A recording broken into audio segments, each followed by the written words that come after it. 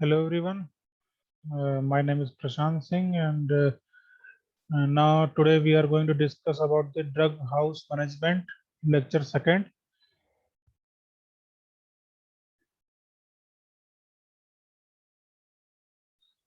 So now we are going to discuss about documents required to open retail drugstore or the requirements for opening a retail drugstore. So for licensing purpose, again we need first we have to apply. So application in duplicate on form number 19। Form 19 में of drug and cosmetic act का जो form number 19 है जिसमें हम लोग retail drug store के लिए apply करते हैं। किसके लिए? Biological products and second non biological products के लिए। और जो फी लगती है वो 15,000 ईच। बायोलॉजिकल के लिए 15,000 और नॉन बायोलॉजिकल के लिए 15,000, टोटल 3,000 लगती है स्टार्टिंग फीस, जिसका हमें गवर्नमेंट ट्रेजरी चालान लगता है। ठीक है, स्टेट बैंक ऑफ इंडिया के थ्रू उसका ट्रेजरी में जमा होता है गवर्नमेंट के। Then attested copy of diploma in pharmacy. Diploma का फार्मेसी का अगर आपको कंप्लीट हो गया तो ही आप अप्लाई कर सकते हैं। So attested copy of diploma in pharmacy from any institute, recognised institute by PCI से आपका होना चाहिए। अगला क्या है इसमें?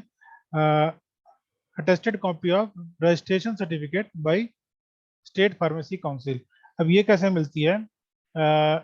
जैसे आपने डिप्लोमा कंप्लीट किया, उसके बाद आपको 3 मंथ्स का ट्रेनिंग करना रहता है। 3 मंथ्स की ट्रेनिंग के बाद में फिर आपको वहाँ से आपको ट्रेनिंग का सर्टिफिकेट मिलता है कि you have undergone 3 months training of means after diploma. Then आप उसको जाके स्टेट फार्मेसी काउंसिल में अप्लाई करते हो that I have completed my diploma D pharma और B pharma qualification. Then I have undergone for diploma purpose, I have undergone 3 months hospital training, और वो training certificate के साथ में आप अप्लाई करते हो to State pharmacy Council. State pharmacy council में क्या होता है? आपने अप्लाई करने के बाद आपको एक ग्रीन बुक मिलेगी और वो आपका रजिस्टर्ड, आप you will be called as registered pharmacist. अब वो रजिस्टर्ड फार्मासिस्ट का जो सर्टिफिकेट है, registration certificate, that certificate is required to apply for licence. Means only a registered pharmacist can apply either for proprietorship or any person who wants to start business of drug, means दवा का जो भी business करना चाहता है वो किसी pharmacist को हायर करेगा। हायर मीन्स आपको अपॉइंट करेगा अपने यहाँ। ठीक है, तो उसके बाद क्या लगता है इसमें? Registered copy of SSC certificate के एफिडेविट फ्रॉम क्वालिफाइड पर्सन। ठीक है, एफिडेविट भी एक लगता है। देन इसके बाद नेक्स्ट क्या होता है इसमें? Affidavit on non judicial stamp paper duly attested by first class magistrate. Then partnership अगर आपका है तो बाय पार्टनर्स के द्वारा साइन करना चाहिए, और प्रोप्राइटर है तो सिंगल प्रोप्राइटर होता है, उसमें कोई दिक्कत नहीं है। Map of drug store. अब ड्रग स्टोर का जो मैप है, लेआउट उसका एक store signed by projector, signed by proprietor और पार्टनर्स जो भी है। प्रोप्राइटर है तो प्रोप्राइटर्स को साइन करके अटैच करके, सेल्फ अटैचमेंट बोलते हैं उसको, कि अगर प्रोप्राइटर है तो वो खुद से साइन करके देगा, और पार्टनरशिप है तो पार्टनर उस पर साइन करके देंगे। देन आपका रेंट रिसिप्ट अगर है, अगर आपका रेंटेड प्रीमाइसेस है तो रेंट रिसिप्ट लगेगा, उसका एफिडेविट लगेगा, रेंट एग्रीमेंट लगता है। और अगर ओनरशिप है आपका तो you have to give one affidavit that I am the owner of this premises. अगला क्या होता है? Copy of partnership deed. Copy of partnership deed का मतलब कि आपका पार्टनरशिप में है तो उसका एक करार बनता है, वो आपकी एक कॉपी सबमिट होती है, कंसर्न होता है पार्टनरशिप का कि हाँ हम ये बिजनेस कर रहे हैं, इस तरह से आपको रहेगा। फिर आपका आता है रेफ्रिजरेटर परचेज रिसिप्ट। आपके पास रेफ्रिजरेटर की होनी चाहिए। एंड अपार्ट फ्रॉम दैट आपका ड्रग स्टोरेज के लिए रेफ्रिजरेटर हो गया, और आपको कंप्यूटर का भी कंपल्सन रहता है कि आपको कंप्यूटर अगर आपको एक दिखाना है कि उसकी भी रिसिप्ट लगेगी कि you have one computer install in your store for data entry. ठीक है, अगला क्या आता है इसमें? ये आपका रिटेल का था। नाउ आपका रिन्यूअल अब आपका जैसे क्या था कि आपको पहला आपने अप्लाई किया, आपको 5 ईयर्स के लिए लाइसेंस मिलेगा। नेक्स्ट आपका क्या आता है, रिन्यूअल का, कि document required for renewal open retail sale licence. अब आपका रिन्यूअल करना है आफ्टर 5 ईयर्स, आपको क्या करना पड़ेगा, फिर लाइसेंसिंग के लिए फिर से आपको अप्लाई करना है एप्लीकेशन इन डुप्लीकेट फॉर्म 19 पे drug and cosmetic DNC act के अंतर्गत 1945 में। First biological product and second non biological product, again 3000 1500 each means 3000 total का आपको पेमेंट करना है टू गवर्नमेंट ट्रेजरी। उसके बाद क्या होगा, अगर आपका ड्यूरेशन एक्सपायर कर गया मीन्स 5 ईयर्स के प्लस हो गया, तो आपको लेट फी भी देना पड़ेगा, एक तरह से फाइन देना पड़ेगा 500 रुपीज पर मंथ। 500 रुपया पर मंथ के हिसाब से आपको फाइन भी पे करना पड़ेगा। नेक्स्ट क्या आता है आपका, original licence in case of first renewal और latest renewal. Original licence in case of first renewal आपका पहला है, तो आपका फर्स्ट केस में आपका ओरिजिनल लाइसेंस की जरूरत पड़ती है कि आप ले कर प्रोड्यूस करेंगे तब। फिर क्या पूछता है उसमें, एक एफिडेविट लिखता है, ठीक है। एफिडेविट क्या है, affidavit on non judicial stamp paper duly attested by partners if any, duly attested by oath commissioner. क्या होता है कि आपका पार्टनरशिप का जरूरत है, पार्टनरशिप उस पर पार्टनर उस पर साइन करके देंगे, टेस्टेड बाय बोथ कमिश्नर्स, ठीक है। ये कमिश्नर के थ्रू उसके समक्ष वो करते हैं, ठीक है।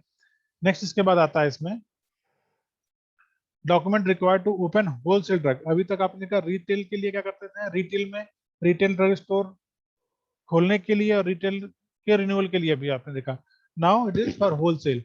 होलसेल के लिए क्या चाहिए होता है, application in duplicate on form 16 sorry form 19 DNC 1945 biological and non biological यहाँ भी होता है। सेम चार्जेस हैं 1500 ईच का, 3000 लगेगा आपको होलसेल के लिए भी। Attested copy of diploma in pharmacy from any institution recognised by PCI, PCI से अप्रूव्ड रिकॉग्नाइज्ड कॉलेज से ही आपका डिग्री अप्रूव होना चाहिए। Then attested copy of registration certificate by state pharmacy के लिए चाहिए। फिर क्या आता है, attested copy of experiences SSC 4 year sale और distributor of drug on salary basis. आपका एक्सपीरियंस सर्टिफिकेट भी लगता है होलसेल के लिए कि आपने पहले कितना काम किया है।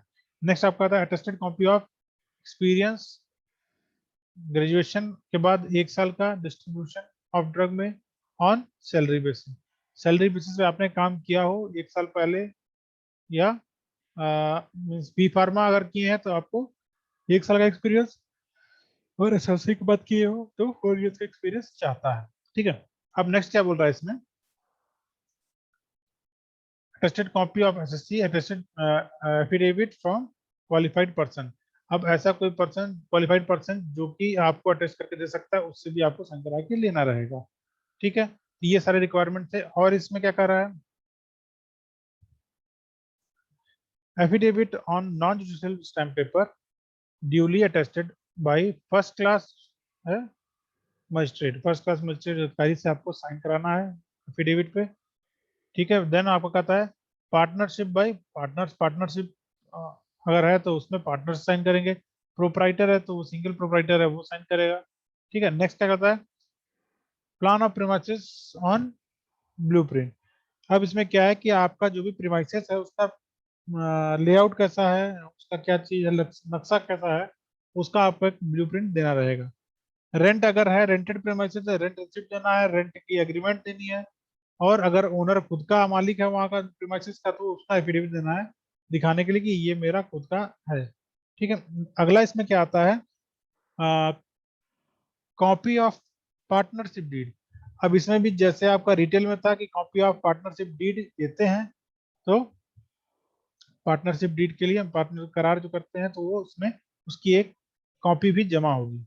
रेफ्रिजरेटर के लिए फिर से यहाँ पे रेफ्रिजरेटर चाहिए, और फिर इसको रेफ्रिजरेटर का रिसिप्ट वगैरह सब अटेस्टेड कॉपी उसमें आपको रिसिप्ट लगानी रहेगी, फोटोकॉपी।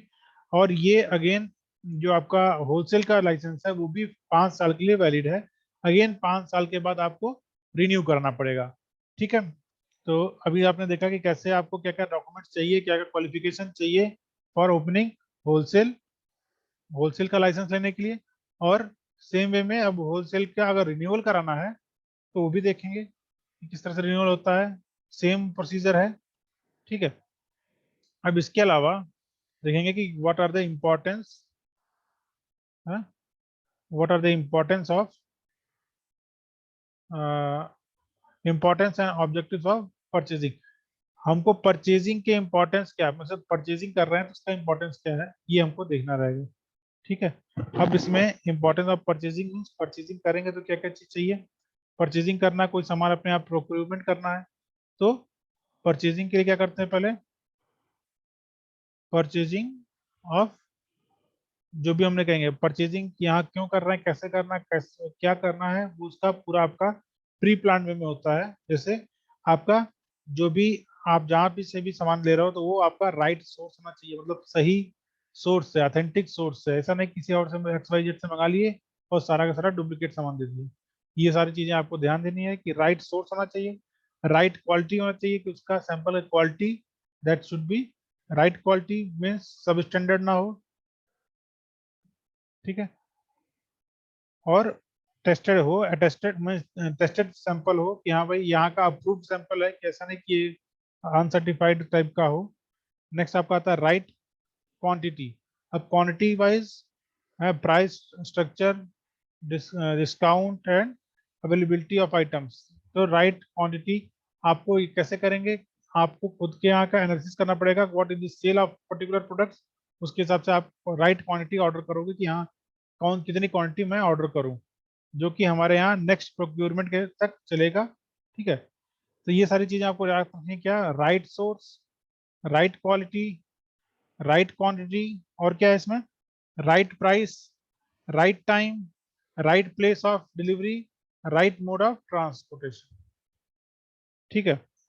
अब एक एक करके हम डिस्कस करेंगे इसको, कि राइट सोर्स मतलब है capable of supplying items of uniform quality. Means आपका जो राइट सोर्स है मतलब ऐसा अथेंटिक होना चाहिए पहला तो, कि ऐसा मीन्स कोई ऐसा मिडिल मैन नहीं होना चाहिए कि हाँ किसी का कहीं XYZ आपको दिला दे, वो नहीं, डायरेक्टली टू दी मीन्स जो भी आपको गुड्स प्रोवाइडर हैं, ठीक है, वहां से आपको डायरेक्ट कांटेक्ट करना चाहिए। राइट सोर्स होना चाहिए क्योंकि आपको सफिशियंट क्वांटिटी, सेम क्वालिटी का सफिशियंट क्वांटिटी जो भी आपको चाहिए वो ऑर्डर पे आपको मिल जाए। सारे जो भी सैंपल्स हैं, जो भी आपके ऑर्डर्स हैं, उसकी सबकी क्वालिटी यूनिफॉर्म होनी चाहिए। Then right quality. अब क्वालिटी क्या है, सैंपल शुड बी टेस्टेड। आपका सैंपल जो भी आप ऑर्डर करोगे वो ऑर्डर प्लेस करने के पहले सैंपल मंगाते हैं, सैंपल की टेस्टिंग होती है, उसकी स्टैंडर्ड सारे देखे जाते हैं, देन उसको बाद में कहा जाता है कि हाँ दिस क्वालिटी का हमको चाहिए। ठीक है। अब जैसे आपको, अगर आपको चावल लेना है या गेहूं लेना है तो मार्केट में आपको 10 रुपए से लेके और 50 रुपए, 60 रुपए, 70 रुपए, 100 रुपए तक मिलेगा। ठीक है सब कुछ सही है, गेहूं सारे वैसे ही होते हैं, लेकिन क्वालिटी वाइज डिफरेंस होंगे। चावल में भी देखिए, चावल में अलग अलग वैरायटीज के चावल आपको 20 रुपए से लेके और 200 रुपए, 500 रुपए किलो तक चावल मिलते हैं। तो चावल क्या है कि सब कुछ वही है, लेकिन quality wise something is different. तो the best quality will be the maximum quality, means उसका कॉस्ट वाइज भी इफेक्ट करता है, बट यहाँ पे क्या आपको राइट क्वालिटी लेना है जो कि आपका FDA से अप्रूव हो, कि हाँ this quality is good, this it should not be सब स्टैंडर्ड क्वालिटी, ये तो quality should be maintain. Next क्या बता रहा है, राइट क्वांटिटी। अब आपका price structure, discount and availability, availability of items, क्या कर रहा है इसमें, right quantity means price structure क्या है, आपका जो भी सामान आप देख रहे हो उसका क्या दाम है। देन डिस्काउंट क्या क्या है उसमें, क्योंकि आपको प्रॉपर सेम प्रोडक्ट का कोई अगर आपको प्रॉपर डिस्काउंट दे रहा है, अगर रेगुलर कस्टमर है आपका, तो उसका आपको बेनिफिट मिलेगा। देन आपका आता है लास्ट में अवेलेबिलिटी, कि हमारे पास आइटम्स कौन कौन से अवेलेबल हैं। ठीक है। अगर आइटम अवेलेबल मीन्स अगर आइटम्स के रेंज कम है तो आपके पास क्वांटिटी भी आप कम लोगे या नहीं लोगे। अगर आपके प्रोडक्ट के रिस्पॉन्स अच्छे हैं तो आप क्वांटिटी भी थोड़ा मॉडरेटली ज़्यादा उठा सकते हो। ठीक है, अब नेक्स्ट इसमें आता है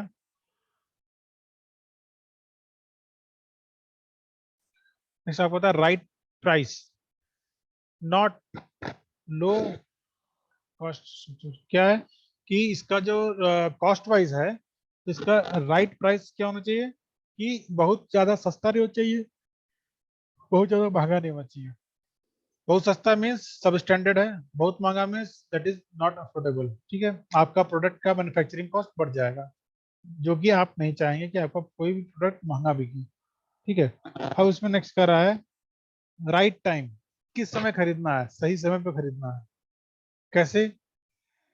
learn lead time, total time, bet recognition of need of items till its receipt. क्या कर रहा है इसमें कि आपको किस समय ऑर्डर करना है, ये आपको आइडेंटिफाई करना पड़ेगा कि आपका रिजर्व स्टॉक आपके पास है और फर्दर आपको बेच रहे हैं सामान। जब रिजर्व स्टॉक को आप यूटिलाइज करना शुरू किए, तो आपको आइडेंटिफाई करना है कि भाई ये आइटम मेरा खत्म होने वाला है, इसको हम ऑर्डर प्लेस करें। ये सारी चीजें आपको ध्यान रखनी पड़ेंगे, राइट टाइम कि किस टाइम पे है। उसके अलावा जो जनरल चीजें हैं, जैसे कि अगर डिमांड में है तो आपको उसका ऑर्डर एक कंपनी कंटिन्यूस ऑर्डर रहता है कि एक रिसीव हुआ, एक आपका ऑर्डर लगा दिए। ठीक है, तो नेक्स्ट आपका आता है इसमें right place of delivery. Right place of delivery means premises of the business. आपका प्रीमाइसेस जहाँ है, आपको डायरेक्ट टू द प्रीमाइसेस मिल गया, direct to the godown store जो भी है वहां पहुंचा दिए, तो आपका कॉस्ट इफेक्टिव पड़ेगा, आपको टाइमली पहुंच जाएगा हर चीज, और आपका जो रिस्पांस है वो मीन्स आपका जो रिस्पांस या रिस्पॉन्सिबिलिटी है वो राइट टाइम पे होगी। ठीक है, नेक्स्ट आपका है right place of delivery. Sorry, right place place of delivery means आपका प्रीमाइसेस जहाँ है वहाँ पे टाइमली अगर आपके प्रीमाइसेस पहुंचेगा तो आपका स्टॉक आउट की कंडीशन से आप बच सकते हैं। ठीक है, नेक्स्ट आपका आता है राइट मोड ऑफ ट्रांसपोर्ट।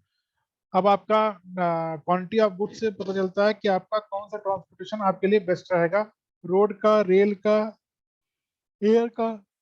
और किस केसेस में अगर आपका यही ऑलमोस्ट यही तीन रूट्स ऐसे हैं जिसको आप ज़्यादातर फॉलो करते हैं, रोड, रेल एंड एयर। ठीक है, तो आपको कौन सा रूट सुटेबल पड़ेगा, कॉस्ट इफेक्टिव पड़ेगा, वो आपको देखना पड़ेगा। नेक्स्ट इसमें आता है आपका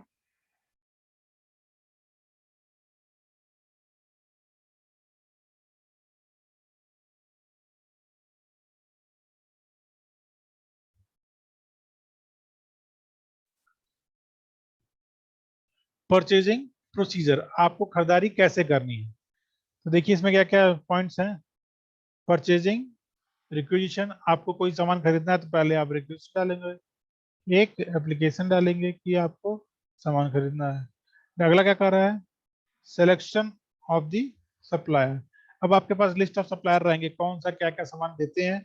अब आपको बेस्ड ऑन देयर सैम्पलिंग या जो भी आपका क्राइटेरिया है, उससे आप जिसमें आपने सेलेक्ट किया है कि हमको कौन से सप्लायर से सामान लेना है, क्वालिटी वाइज, क्वांटिटी वाइज, जो भी आपको डिस्काउंट वाइज, जो भी आपको सुटेबल पड़ता है उसको आप सेलेक्ट करोगे।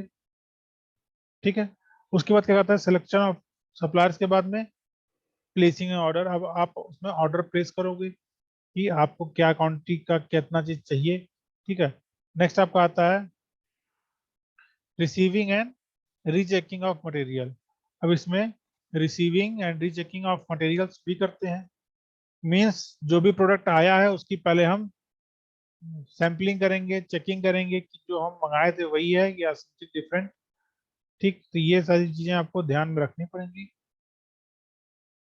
तो receiving end checking of material करने के बाद में फिर क्या करेंगे, चेकिंग ऑफ इनवॉइस और बिल। अब उसके बाद से इनवॉइस या बिल का भी चेकिंग करते हैं कि जो भी एंट्रीज हैं वो प्रॉपर है कि नहीं, कैलकुलेशन प्रॉपर है कि नहीं, ये सारी चीजें वहाँ पे आपको कैलकुलेशन करके और हर चीज प्रॉपरली उसको मैनेज करनी है। नेक्स्ट इसमें आता है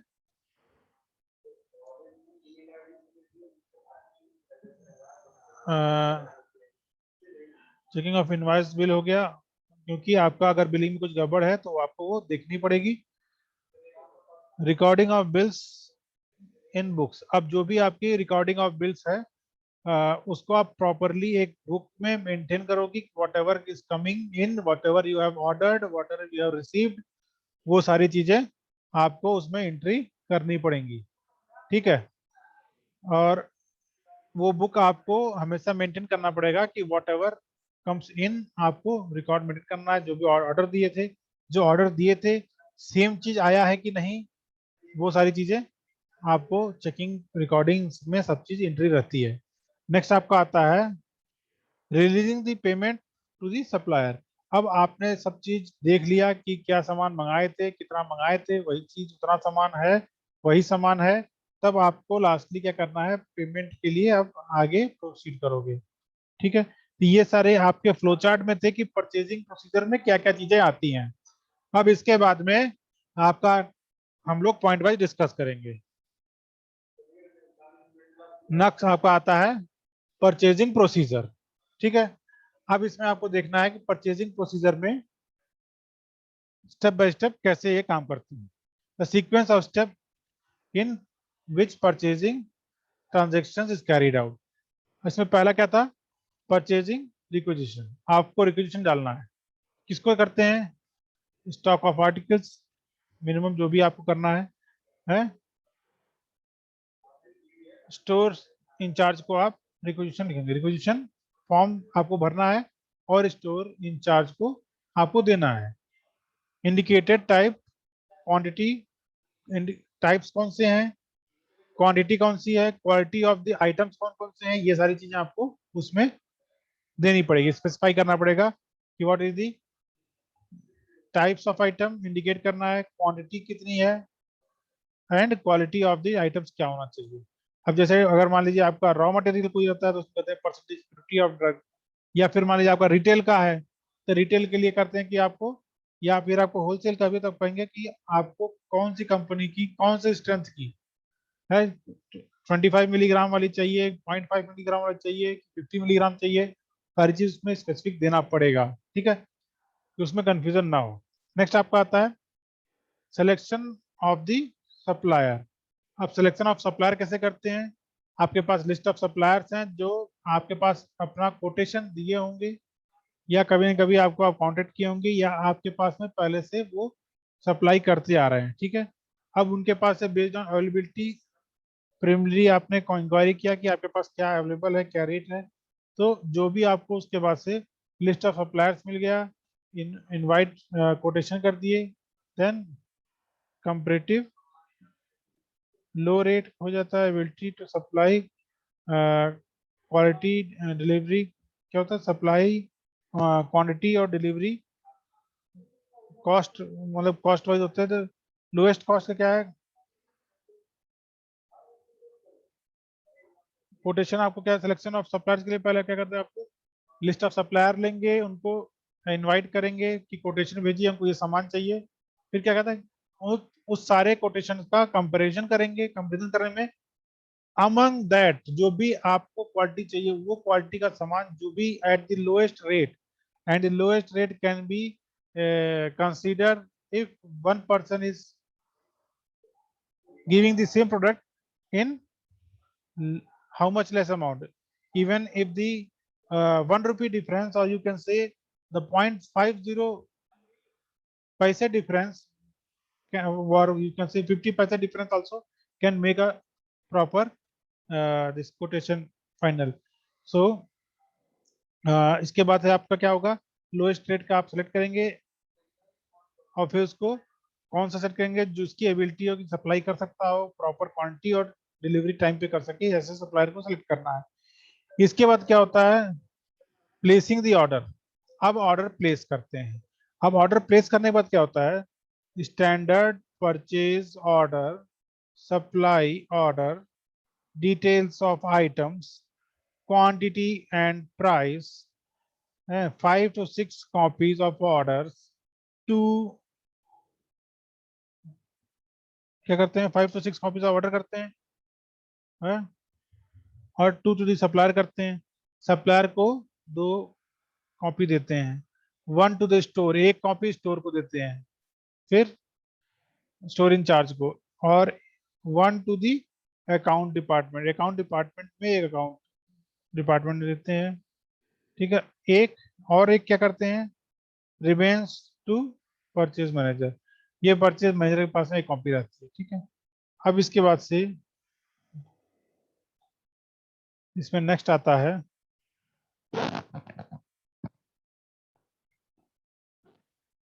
रिसीविंग एंड चेकिंग। जो भी सामान आया उसका रिसीविंग एंड चेकिंग करेंगे, ठीक है। अब रिसीविंग एंड चेकिंग के लिए क्या करते हैं,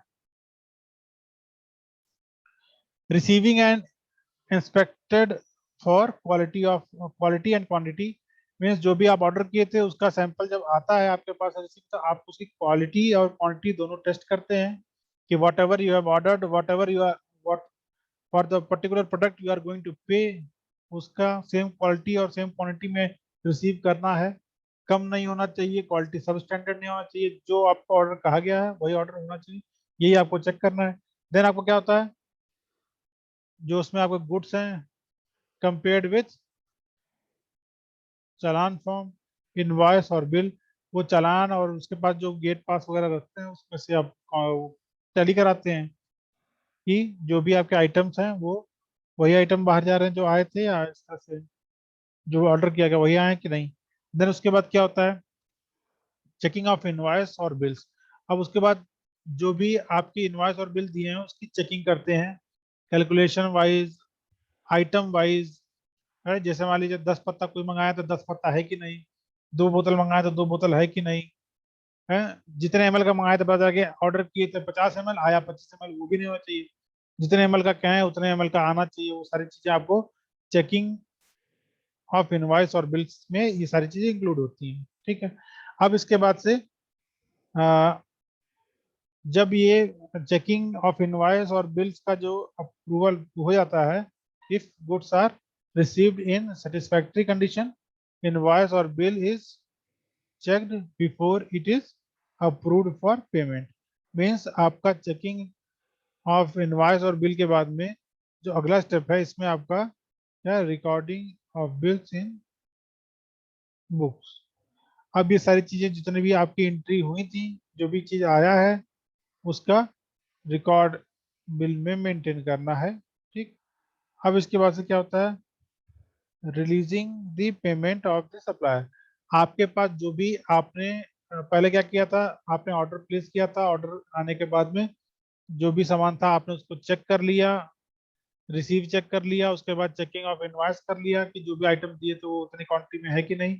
then recording of bills in book, जितने भी आपके बिल्स आए हैं उनको रिकॉर्ड मेंटेन करना है बुक में कि आपने कितना खर्च करके कितना बकाया, क्या क्या आइटम आपके पास है, उसका एक रिकॉर्ड बन जाएगा, उसकी बुकलेट बना के रखते हैं। अब इसके बाद में लास्ट में क्या करते हैं, इसमें releasing the payment of the supplier. Last में क्या करते हैं कि जो पेमेंट की जो पेमेंट करना है सप्लायर को, वो प्रोसेस शुरू करते हैं, ठीक है। तो ये आपका जो रिक्वायरमेंट है, उसके बाद से उसको आने के बाद में आपको पेमेंट रिलीज कर देना है। पेमेंट रिलीज करने के लिए you can give in cash, you can give in electronic any media, electronic payment आप कर सकते हो, यूपीआई पेमेंट वगैरह, ये सारी चीजें ऑप्शन है इसमें, ठीक है। तो ये सारी चीजें थी। अब इसके बाद में नेक्स्ट आपका आता है मेथड्स ऑफ परचेजिंग, ठीक है। मेथड ऑफ परचेजिंग क्या है, बाई इंस्पेक्शन, इंस्पेक्शन के द्वारा आप चेक कर सकते हो मेथड। दूसरा है बाई सैम्पलिंग, सैंपल लेके। तीसरा है बाई डिस्क्रिप्शन, डिस्क्रिप्शन के थ्रू दे सकते हैं। उसके बाद नेक्स्ट आपका आता है बाई ग्रेड, अलग अलग ग्रेड वाइज परचेज कर सकते हैं कि मतलब आपको किसका चाहिए। जैसे आपका इंस्पेक्शन की बात करें तो बाई इंस्पेक्शन तो ओल्डेस्ट मेथड है ये, through checking on quality. Quality जो पहले से आप देते आ रहे हो, उस पर आपका विश्वास है, वही आप चाहोगे कि वही बेचो, ठीक है। तो बाई इंस्पेक्शन हो गया पहला इजिएस्ट मेथड। दूसरा है बाई सैंपल्स, सैंपल से क्या करोगे, बाई सैंपल से रैंडम सैंपल लेके उसका एग्जामिनेशन करते हैं और उस पर हमको पता चलता है कि ये टेस्ट पास कर रहा है कि नहीं, ठीक है।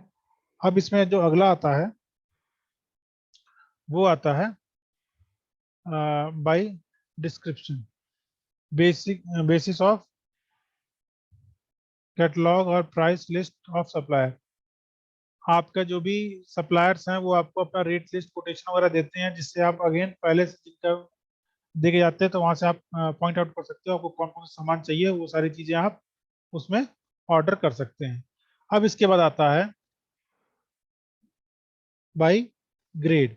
अब ग्रेड में कैसे है कि जैसे आईपी का प्रोडक्ट चाहिए, कि यूएसपी का चाहिए, कि बीपी का चाहिए, है वो सारी चीजें इसमें आती हैं। ठीक है, तो किस ग्रेड का आपको ऑर्डर करना है वो आपको यहाँ से मिल जाएगा।